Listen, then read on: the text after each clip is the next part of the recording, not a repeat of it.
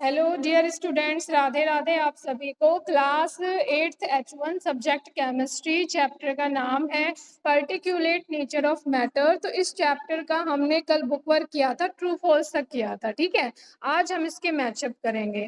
तो जो melting process है उसमें क्या होता है, जो सॉलिड होता है वो लिक्विड फॉर्म में कन्वर्ट होता है। फॉर एग्जाम्पल जैसे कि आइस होती है ना, फ्रिज से आप निकालो आइस को और उसको बाहर रख दो, थोड़े टाइम बाद वो मेल्ट होना शुरू हो जाएगी और फिर वो किस में कन्वर्ट हो जाएगी, वाटर में। तो इस प्रोसेस को हम क्या बोल सकते हैं, मेल्टिंग। इसमें जो सॉलिड है वो लिक्विड में कन्वर्ट हो रहा है। ठीक है, सेकंड है सब्लिमेशन। जो सब्लिमेशन प्रोसेस होती है उसमें क्या होता है कि जो सॉलिड है वो डायरेक्टली वेपर्स फॉर्म में कन्वर्ट हो जाता है। जैसे आपने कपूर देखा होगा, नैपथलीन बॉल्स देखी होंगी, वो सॉलिड फॉर्म में होती है। ठीक है, लेकिन हीट मिलते ही वो डायरेक्ट किस में कन्वर्ट हो जाती है, वेपर्स फॉर्म में।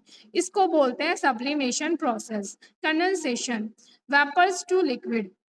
कंडेंसेशन प्रोसेस में क्या होता है कि जो वेपर्स होते हैं वो लिक्विड फॉर्म में कन्वर्ट हो जाते हैं।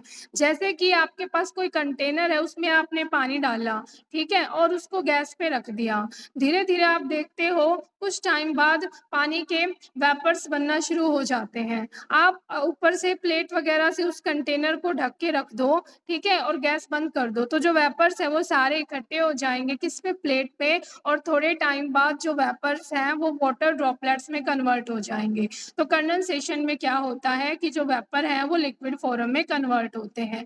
इवोपरेशन प्रोसेस क्या होती है, इसमें जो लिक्विड है वो वेपर्स में कन्वर्ट होते हैं। जैसे कि आपने एक कटोरी ली, उसमें पानी डाल दिया और उसको कहीं भी रख दो सनलाइट की प्रेजेंस में, 3-4 दिन बाद देखोगे जो पानी है उसका अमाउंट बहुत कम दिखाई देगा। ठीक है, क्यों? क्योंकि जो पानी है वो वेपर्स बनके गायब हो गया। तो वेपर्स जो होते हैं वो इसी प्रोसेस से है कि जैसे इवोपरेशन प्रोसेस में क्या होता है कि जो लिक्विड है वो वेपर्स की फॉर्म में कन्वर्ट हो जाता है।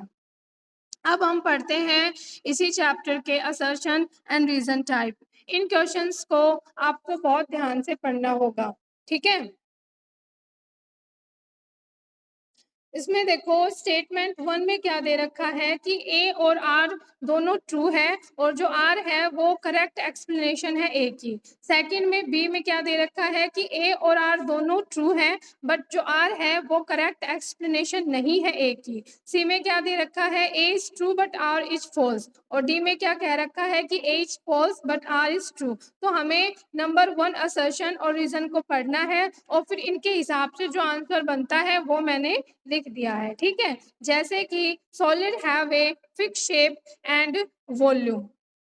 जो सॉलिड होते हैं उनकी जो शेप और जो वॉल्यूम है वो फिक्स होती है।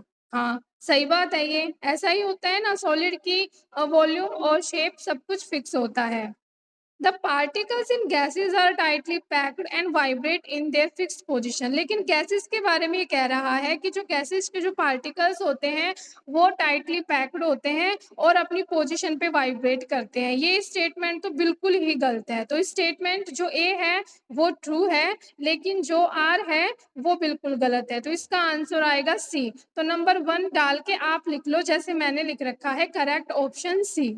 ठीक है, सेकंड पढ़ते हैं assertion A. Matter is made up of tiny particles card atom और मॉलिक्यूल्स। जो मैटर होते हैं वो छोटे छोटे पार्टिकल से मिलके बनते हैं जिसको कि हम एटम्स और मॉलिक्यूल्स बोलते हैं। सही है ये बात। The properties of a substance depend on the type, arrangement, motion of its particles. किसी भी सब्सटेंस की जो प्रॉपर्टीज है वो पार्टिकल्स के कौन से टाइप के पार्टिकल्स हैं, किस तरीके से पार्टिकल्स का अरेंजमेंट है, किस तरीके से पार्टिकल्स मूव कर रहे हैं, इन सभी बातों पे डिपेंड करता है। तो हाँ, स्टेटमेंट 1 भी सही है, स्टेटमेंट ए जो है वो भी सही है, स्टेटमेंट आर भी सही है और इसका आंसर आ जाएगा both A and R true and R is the correct explanation of A. जैसे मैंने लिख रखा है वैसे ही आप लिख लो, correct option A.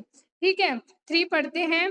Evaporation occurs at all temperature. जो इवोपरेशन है ना वो सभी प्रोसेस मतलब सभी टेम्परेचर पे हो जाती है। हाँ, ये बात है, जो इवोपरेशन प्रोसेस है वो स्लो प्रोसेस है, अपने आप धीरे धीरे होती रहती है, किसी भी टेम्परेचर पे हो जाएगी, ये बात बिल्कुल सही है। Some particles at the surface of a liquid gain enough energy from the environment to escape into the air.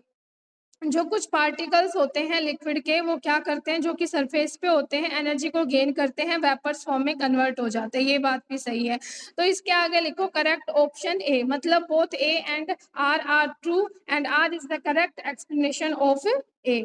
Okay, number 4 assertion A, vaporization occurs faster at low temperature.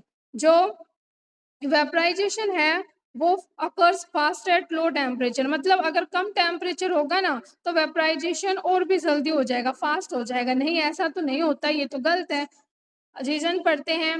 Gas particles move more rapidly and are farther apart than liquid particles. हाँ, gas के particles बहुत high speed से move करते रहते हैं और क्या करते हैं, लिक्विड के जो पार्टिकल्स होते हैं वो थोड़ा पास होते हैं, लेकिन इसके जो पार्टिकल्स होते हैं, गैस के पार्टिकल्स, वो काफ़ी दूर-दूर होते हैं। तो इसमें आर जो स्टेटमेंट है वो तो सही है, लेकिन जो ए स्टेटमेंट है वो बिल्कुल गलत है। तो इसका करेक्ट ऑप्शन डी आएगा, ठीक है। लास्ट है number 5, liquids can flow but do not expand to fill the container.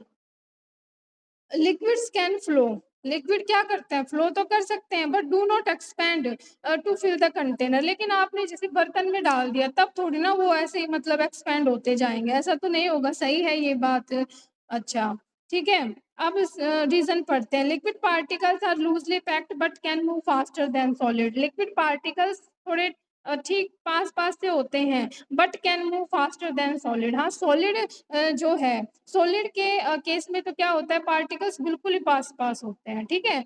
और बिल्कुल क्लोज़ली पैक्ड होते हैं। उसके कंपैरिज़न में लिक्विड के पार्टिकल्स थोड़ा-सा दूर-दूर हो जाते हैं, लेकिन वो सॉलिड के पार्टिकल से ज़्यादा स्पीड से मूव कर पाते हैं। तो आर स्टेटमेंट सही है, लेकिन जो आर है वो करेक्ट एक्सप्लेनेशन नहीं है ए की। तो इसका आंसर आएगा करेक्ट ऑप्शन बी। आज के लिए इतना ही। Thank you. राधे-राधे।